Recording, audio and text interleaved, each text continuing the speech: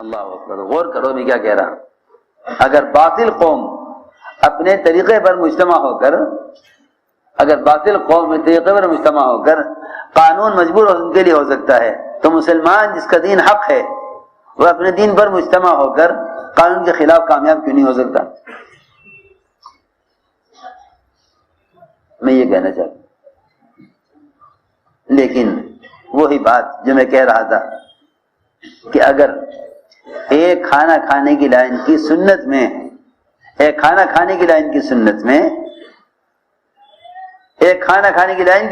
یہ کہہ دے، جھوٹا عذر کر دے کہ میں دائیں ہاتھ سے کھانا نہیں کھا سکتا، اور اس سے دائیں ہاتھ ہمیشہ کے لیے بیکار ہو سکتا ہے، تو اس سے اندازہ کرنا چاہیے کہ مسلمان شادیوں میں، لباس میں، شکلوں میں، کھانے پینے میں، بیوی بچوں میں، ان تمام ضروریات زندگی میں اگر اتباع سنت پر نہیں تو مسلمان کی قوت کتنی ضائع ہو جائے گی۔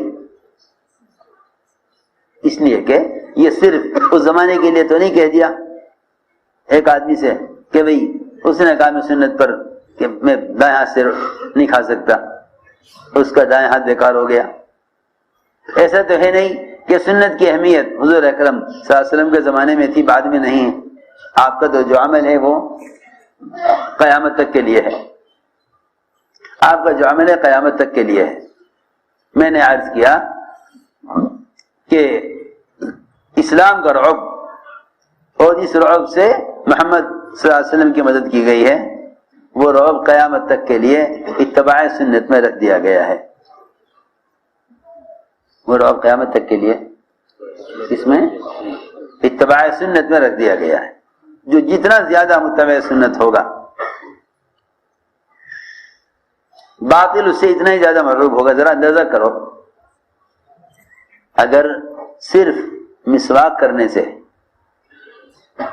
جو وضو کے فرائض میں سے نہیں، واجبات میں سے نہیں، بلکہ مسواک وضو کی ایک سنت ہے،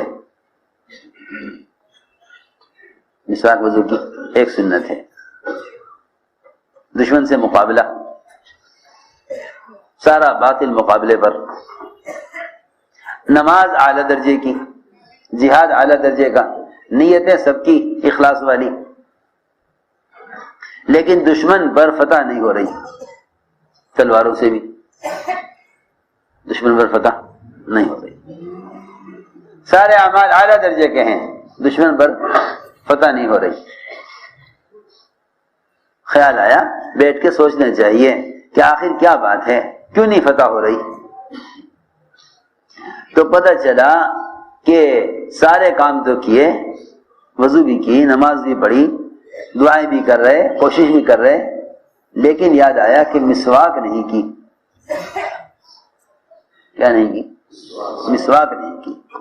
اوہو، مسواک کی سنت چھوٹ رہی ہے، مسواک کی سنت چھوٹ رہی ہے۔ چنانچہ جیسے ہی مسواک کرنے لگے اللہ نے ایسا رعب ڈالا مسواک کا، ایسا رعب ڈالا مسواک کا کہ اس مسواک کو دیکھ کر سارے دشمنوں نے میدان چھوڑ دیا، سب بھاگ گئے۔ یہ کیا بات ہے؟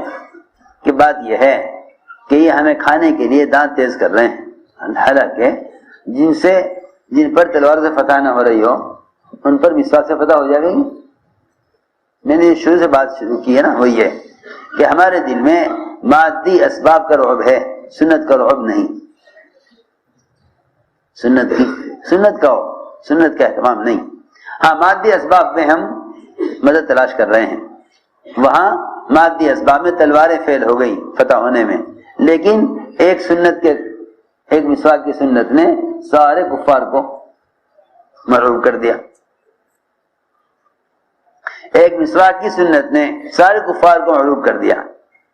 یہ میں عرض کرنا چاہتا ہوں کہ 3 لائن سے سنت کے احیاء پر آؤ۔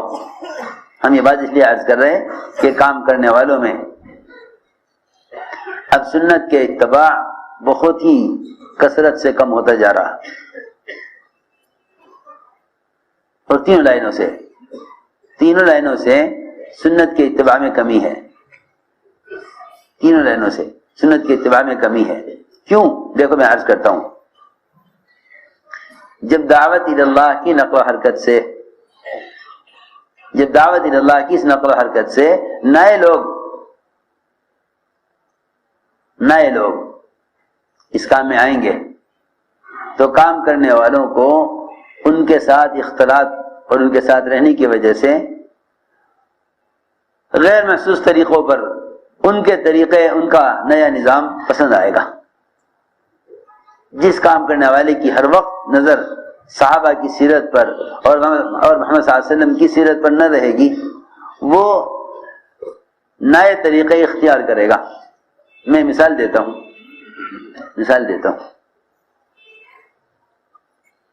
تمیم داری رضی اللہ تعالیٰ عنہ سن 9 ہجری کے مسلمان ہیں،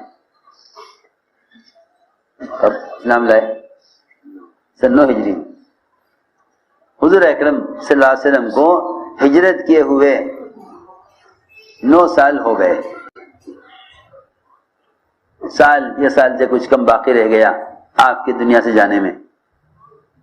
اس وقت یہ اسلام لائے۔ اس 9 سال میں کسی صحابی کو خیال نہیں آیا کہ مسجد میں چراغ ہونا چاہیے، مسجد میں لائٹ کا روشنی کا انتظام ہونا چاہیے۔ حالانکہ صحابہ تلاوت بھی کرتے تھے، مسجد میں عبادت بھی کرتے تھے، اور مدینہ منورہ سب سے زیادہ سانپ بچھوؤں کا علاقہ تھا۔ روایت میں کثیر الحوام، مدینہ منورہ کثیر الحوام، کیڑے مکوڑے، زمین کے جانور، سانپ بچھو بہت ہوتے تھے۔ لیکن سن 9 ہجری تک کسی پرانے کو خیال نہیں آیا کہ مسجد میں چراغ ہونا چاہیے۔ تمیم دار رضی اللہ عنہ یہ سن 9 ہجری میں مسلمان ہوئے، انہیں خیال آیا کہ بھئی ہمارے یہاں تو چراغ ہوتے ہیں، روشنی کا انتظام ہوتا ہے، یہاں چراغ نہیں،